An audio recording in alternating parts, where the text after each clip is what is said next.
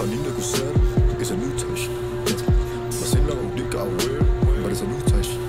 Daghang panuway nga nanid na dira pero piki na sir. Damn, di ko nakuha yun nung pinanood ko yung parang live performance nila. So sabi niya dito, daghang panuway nga kapaninda dire. Sabi niya ba?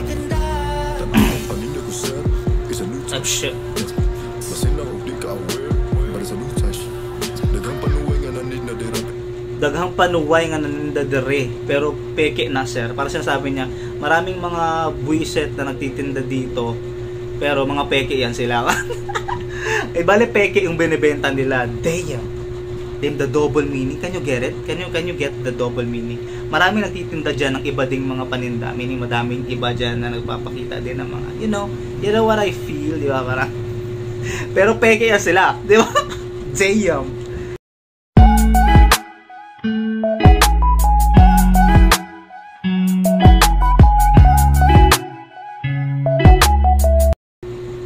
Alright, let's go.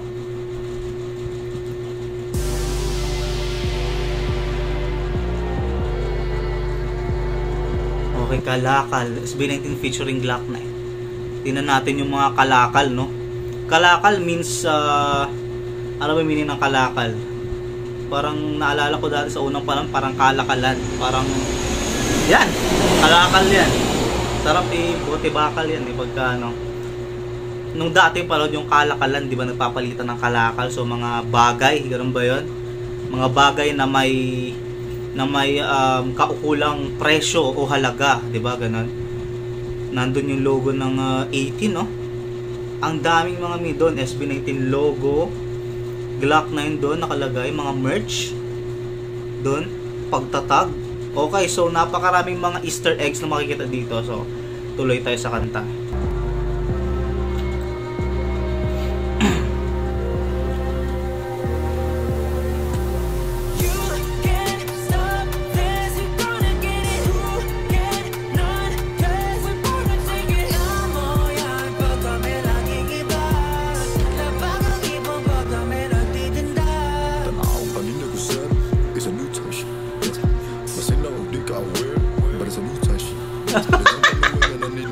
Alright. So, sino ba yung ano doon? Yung parang chorus, si Pablo ba yun? O parang si Stel tsaka si Pablo, yung parang chorus. Okay, ulit.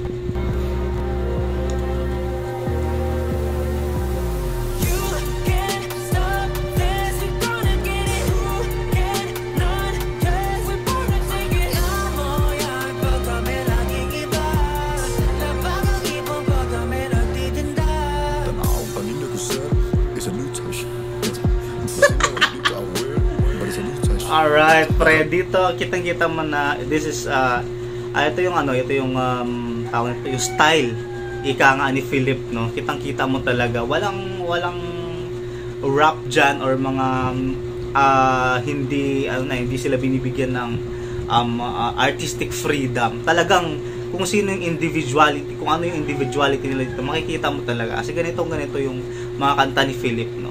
Tsaka may mura pa dito, pero ang ganda lang ng pagka-subtle ni Philip ng mura dito, which is acceptable pa rin dito sa music video na to, as a lyric video na to. Ano sabi niya? Ang angas nung pagka niya lang ng mura dun eh.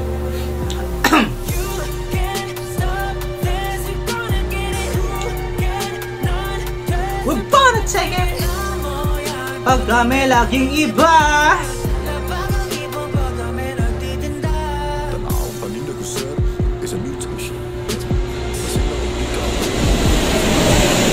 So, sa mga hindi nakakaintindi ng Bisaya, sabi niya, tingnan mo yung paninda ko, sir. This is a new type shit, di ba? Bagong shit to, parang ganun, bagong mga, this is new stuff for you, di ba? Ano ba yan? Baka lang hindi ka, ano ba yan? Ice cream ba yan? Ano ba?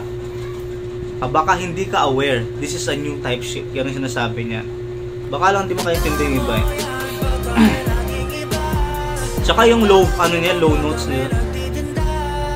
Paninda ko sir is a new touch. Masin lang og di ka aware, but it's a new touch. Daghang panuway nga nanid na dira pero piki na sir.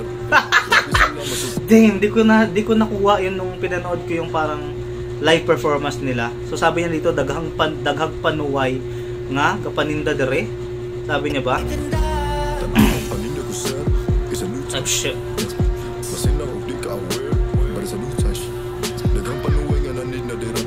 Daghang panuway nga naninda dere, pero peke na sir. Para sinasabi niya, maraming mga buwiset na nagtitinda dito, pero mga peke yan sila.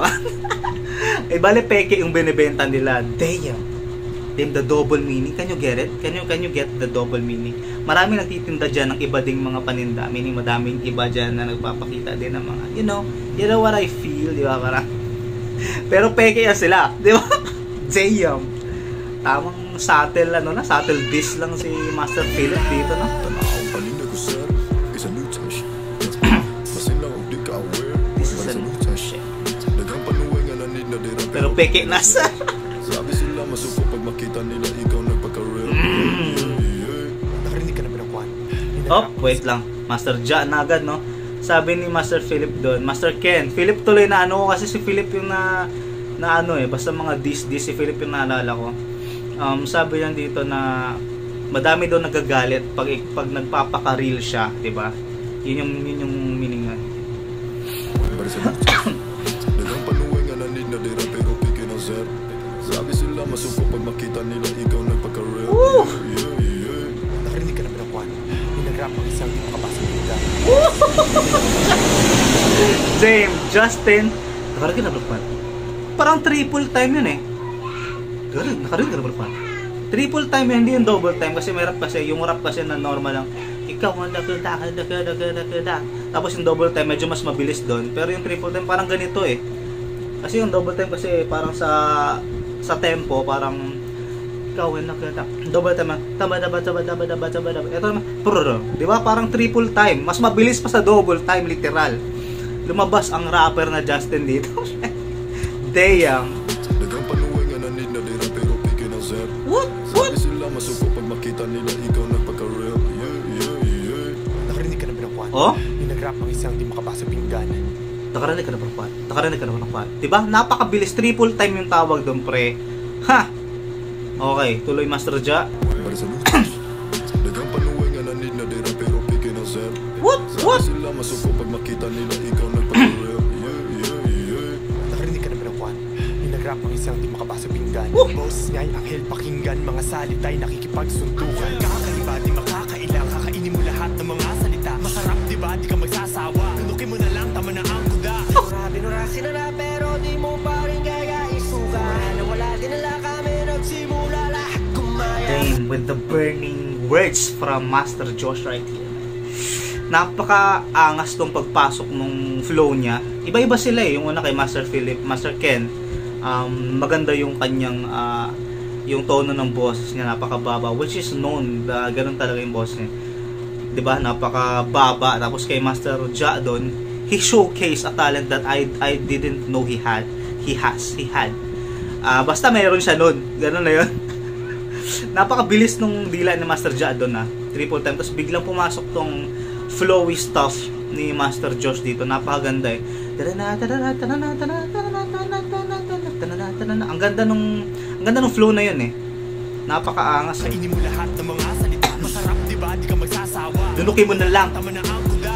Binurasin na na, pero di mo pa rin kaya isuga. Nawala din nila kami, nagsimula lahat kumaya. This is probably the most iconic line dito sa buong kanta na to, no?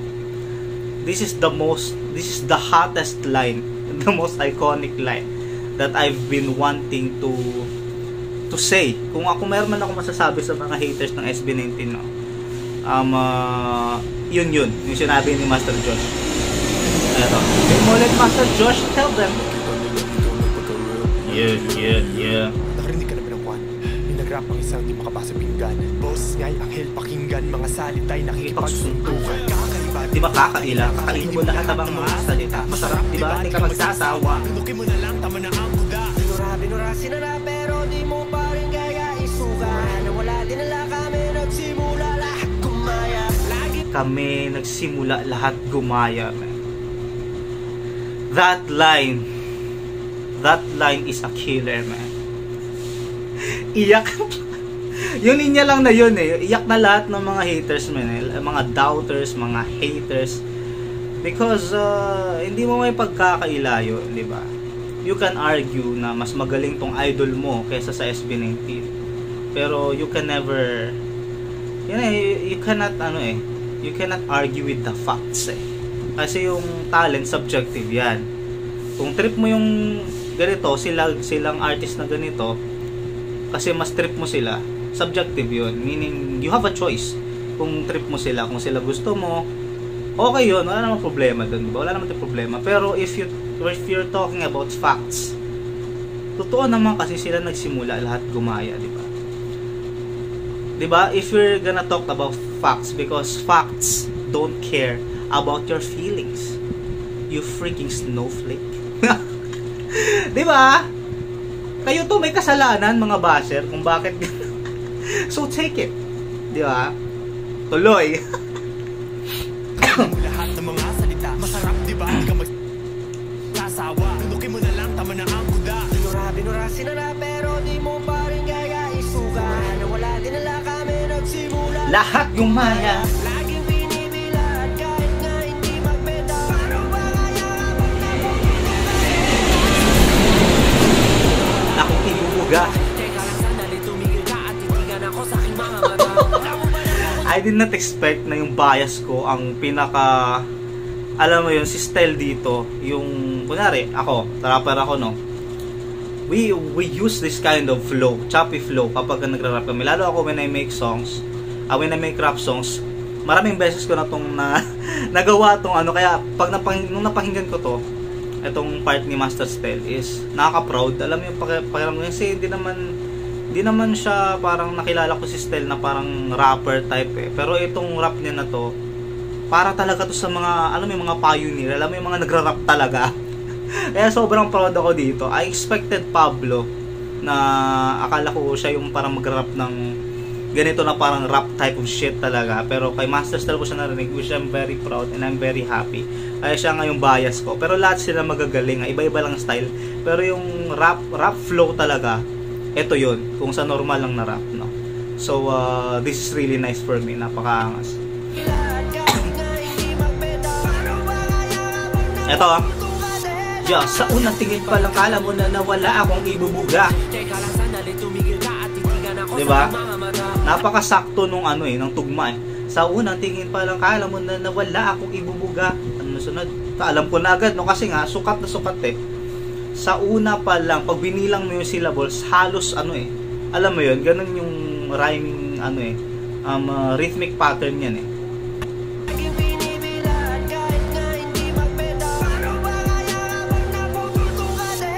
Sa unang tingin pa lang kala mo na nawala akong ibubuga. Teka lang sandali, tumigil ka at titigan ako sa aking mga mata. Sobrang sukat. Sobrang sukat nung ni Master Sel. So, nakakasarap ng damdamin. Rap is my genre, kaya ang sarap talaga pakinggan pagka yung bias mo din no. Wala naman akong paki kung kahit sino sa kanilang kumanta na ganitong rap flow na to, I would still be proud. Pero si Stel kasi palagi kong sinasabi na bias ko siya and shit, diba, kaya medyo iba.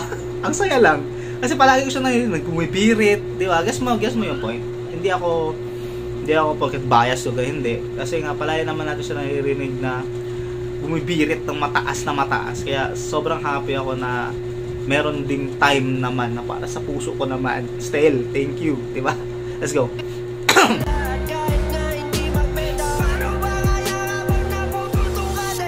Sa unang tingin pa lang kala mo na nawala akong ibubuga. Teka lang sandali, tumigil ka at titigan ako sa aking mga mata. Lamo ba na bukod sa aking mukha, daming bagay pa ang pwede kong itinda. Wag mo nang alamin, baka mahigit ka. Liga nito, babaon na kita. Babaon na kita. Yun pala yun, nakala ko babaunan. Babaon na kita, diba? Sobrang ganda at sobrang medyo malalim sa puso ko yung mga sinabi ni Stel na yun, because I know that he wanted to say that for a very, very long time. Sobrang tagal niya na gusto sabihin niya na hindi naman mukha yung pinunta ko dito. Hindi naman ako pumunta dito para makapagpogian sa inyo eh, diba? Why do you still keep keep saying that kind of topic na mukha ni ganito, mukha ni ganyan, putik na yan. Hindi ako nandito para dyan. Bukod sa pogi ako, sabi ni Stel, di ba? Madami pa akong pwedeng itinda, di ba? Lapit ka dito at ibabaon na kita. Babaon kita sa, pwede kang ibaon sa semento para talagang permanente. Napagandang verse, di ba? All of them.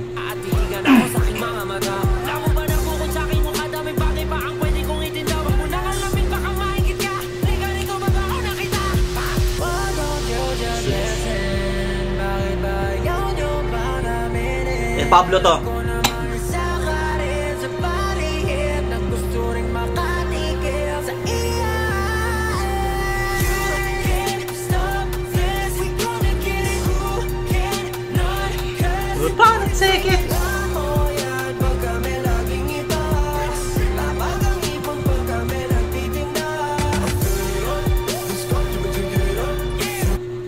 Alam mo yan pag kami na laging iba, lapag ang ipon pag kami nagtitinda, di ba? Kakaano lang nung pre-sale ng light stick nila, tag 5, magkano may 4-5 something. Ano na pre, nababaliw na. Nababaliw ng 18, lalo na yung mga international 18. Mas mahal pa yung shipping. Pero worth it. Kaya kung may pera kayo, go. Sa mga man libre dyan, pwede din. Hindi, joke lang. Pwede lang sa inyo, masaya kayo. Happy for you, ha? Let's go.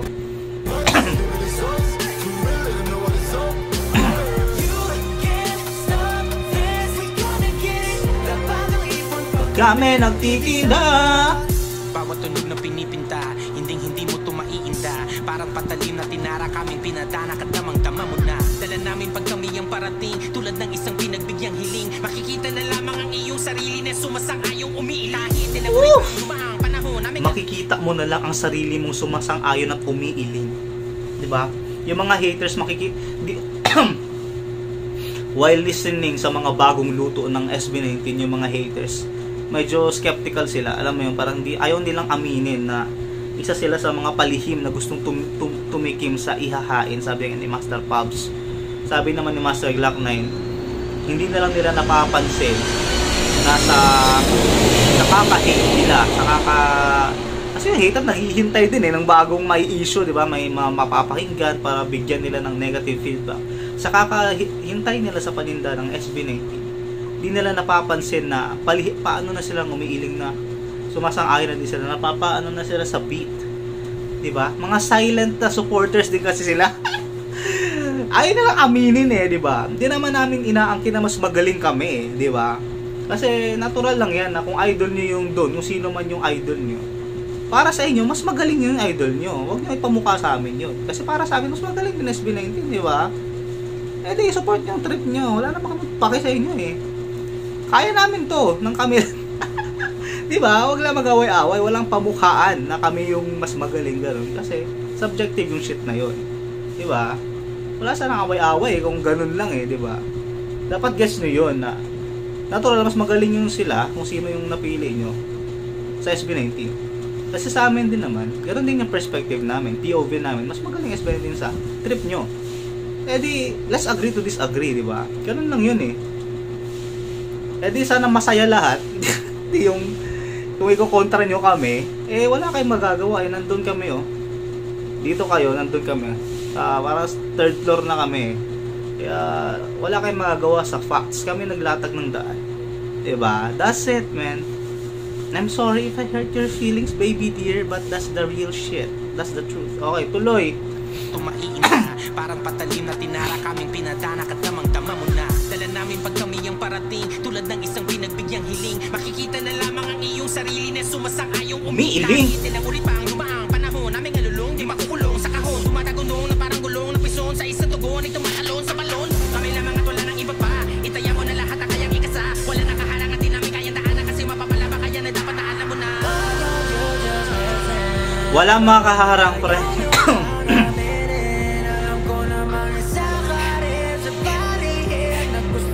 Dati Kim.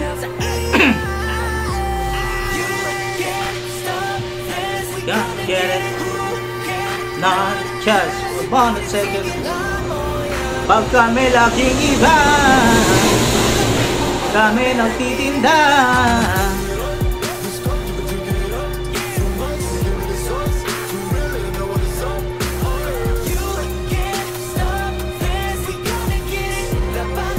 Pag kami nagtitinda.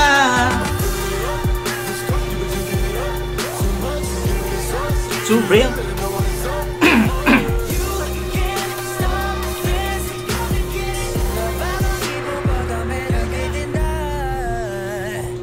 Damn. Tapos may paras pa sa dulo na voice ni Master Pubs, no? Di nag-rap si Master Pablo dito, no? He chose to be the chorus of this song. And this is another win for SB19. Yeah, that's it.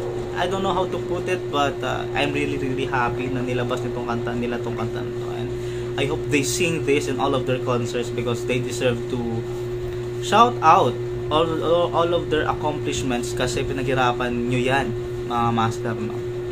You've worked hard for that shit, so then don't let other people, the haters take that away from you. Putang ina, nabubulol pa ako. Pero nga, the point is, we're here, diba? Be grateful, you ungrateful sons of diba? Ganun lang yan eh. Yung mababait naman yung mga idol nyo, yung mga basher na yung mga toxic fans na yung buwisit eh.